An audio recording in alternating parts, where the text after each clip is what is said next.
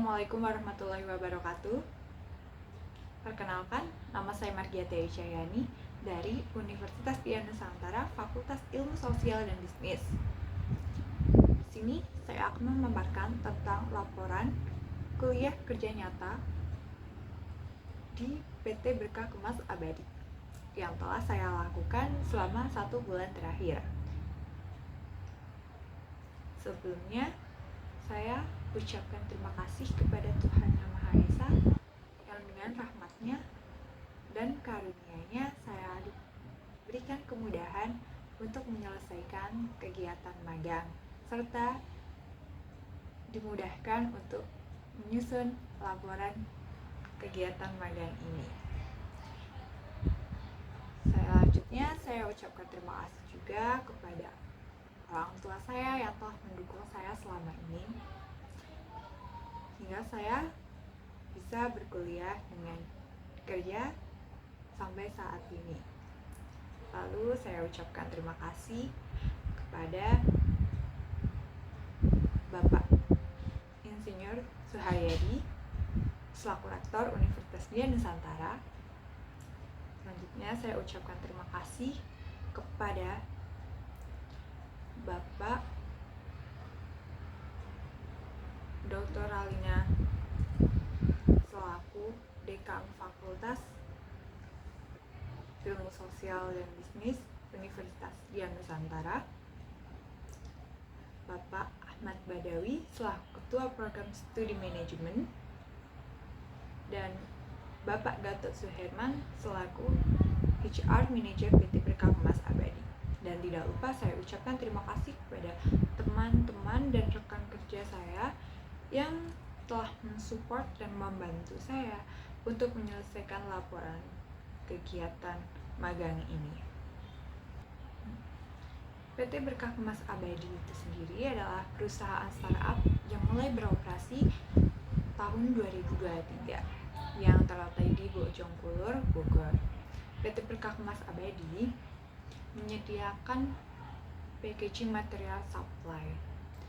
Sebagai startup yang belum lama beroperasi, PT Berkah Kemas Abadi terus berusaha bertumbuh dan berkembang untuk terus berinovasi dan tetap konsisten dalam menyediakan kebutuhan pelanggan dan memberikan kepuasan terhadap konsumen pelanggan kita. Selanjutnya, visi PT Berkah Kemas Abadi itu sendiri adalah menjadi pemimpin dalam menyediakan solusi kemasan yang inovatif dan memenuhi kebutuhan pelanggan dengan kualitas terbaik. Hal itu bisa terwujud dengan visinya, yaitu 1. Inovasi produk, mengembangkan kemasan yang inovatif dan ramah lingkungan dengan menyediakan kemasan yang dapat didaur ulang. 2. Kepuasan pelanggan, memberikan kemasan berkualitas tinggi dan pelayanan yang terbaik. Tim PT Berkah Kemas Abadi memberikan respon cepat dan solusi terbaik untuk kepuasan dan setiap kebutuhan konsumennya.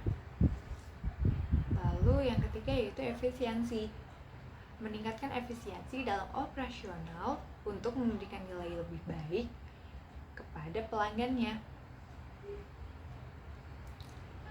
Inovasinya seperti apa? Inovasi seperti menyediakan layanan baik offline maupun online. Yang kedua yaitu dengan berinovasi untuk menyediakan custom service yang semulanya belum ada, sekarang akan mulai diadakan. Berikut beberapa contoh produk inovasi PT Berkah Kemas Abadi. Yang sebelumnya seperti bubble wrap akan tetap ada. Yang kedua ada plastic wrapping, ada craft paper, wrapping paper. Yang yang dimana wrapping papernya dulu polos, sekarang akan disediakan custom, bisa dengan logo atau nama brand. Ada tissue paper, ada karton lembaran, serta gelas cup kertas. Dan mungkin akan ada inovasi produk kemasan lainnya yang perlahan akan disediakan di PT Berkah Kemas Abadi. Selanjutnya, kegiatan-kegiatan yang saya lakukan di perusahaan atau di PT Berkah Kemas Abadi ini. Saya sebagai admin penjualan di PT Berkah Kemas Abadi, selama 1 bulan saya melakukan kegiatan magang. Yang pertama kali saya lakukan yaitu melakukan orientasi atau pengenalan lingkungan kerja, teman kerja, dan produk perusahaan. Lalu mempelajari SOP seperti apa yang digunakan di sana, terus media yang digunakan, dan lingkungan kerja di sana. Yang ketiga yaitu mempelajari cara melakukan transaksi yang pasti sebagai admin penjualan. Di sana masih menggunakan kwitansi atau secara manual. Namun beberapa bulan terakhir mulai dikembangkan dan mulai didaftarkan di platform e-commerce seperti Shopee dan Tokopedia, sehingga mulai ada pembaharuan atau penyesuaian data. Yang selanjutnya saya juga melakukan penerimaan pre-order dari konsumen, seperti kebutuhan karton lembaran itu butuh berapa meter dengan ketebalan berapa, seperti itu ya. Lalu ada menyusun laporan penjualan mingguan, membantu di sana. Saya juga membantu menyiapkan barang yang akan dikirim, lalu melakukan transaksi secara langsung karena di sana fokus utamanya itu melakukan transaksi secara langsung. Yang kedelapan, mengecek ketersediaan barang di gudang. Khawatirkan ternyata saat kita melakukan penjualan ternyata barang di gudang tidak ada. Yang 9, melakukan penginputan data pengiriman itu tadi, dimana akan digunakan sebagai laporan mingguan, untuk bulanan, dan akhirnya untuk evaluasi tahunan.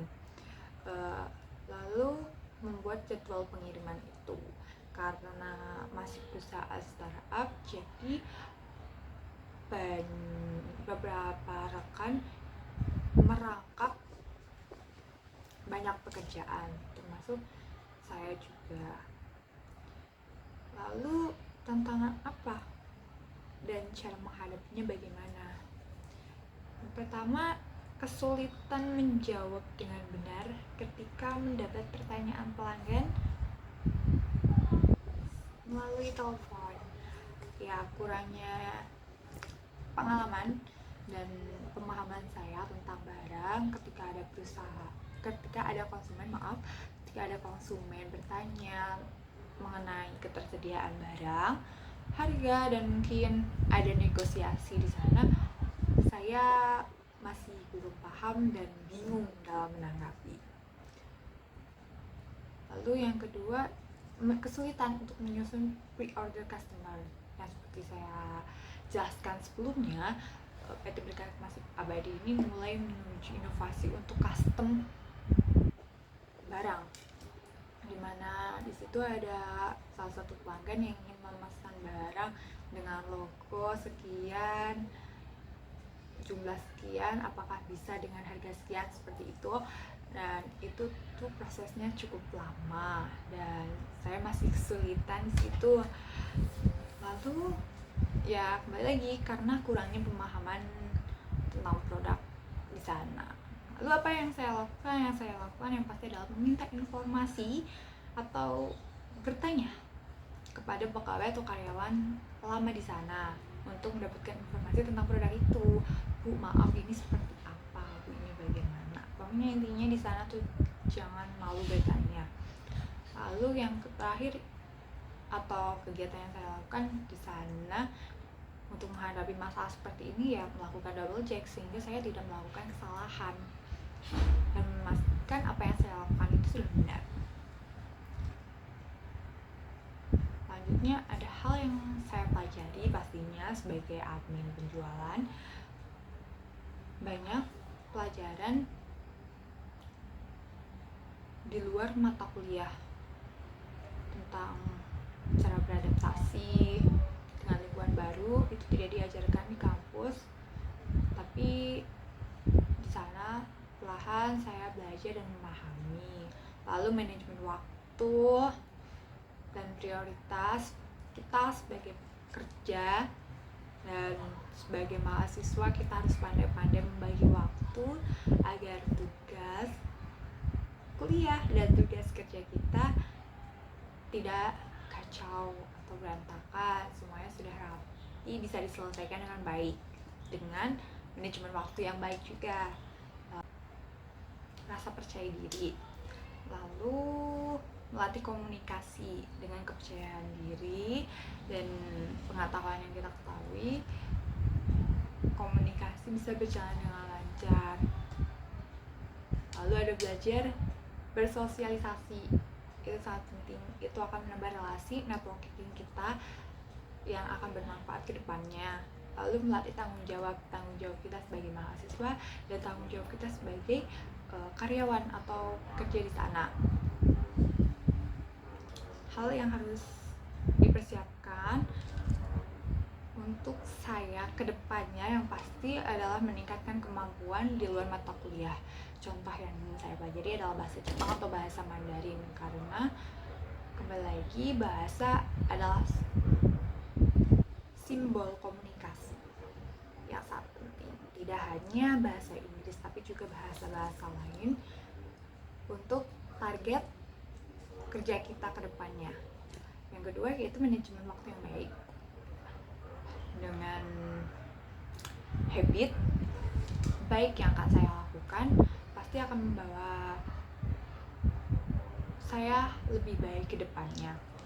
Lalu memperluas jaringan sosial, dengan bersosialisasi saya akan memiliki banyak jaringan, banyak networking, banyak relasi, dimana nanti informasi yang saya dapat juga lebih banyak, misal dalam mencari pekerjaan atau informasi-informasi yang saya butuhkan lainnya, maka sumber yang bisa saya gali lebih banyak.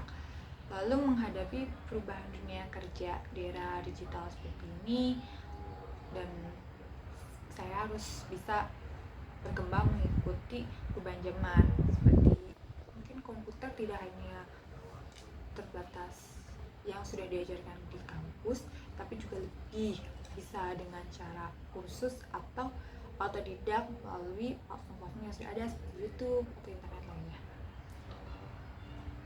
Yang pasti mempunyai pikiran yang kritis dan kreatif sehingga kita bisa dinilai lebih dari orang lain. Yang terakhir pasti kembali lagi komunikasi. Tidak banyak foto yang saya ambil, berikut beberapa foto kegiatan magang yang saya lakukan di PT Berkah Emas Abadi.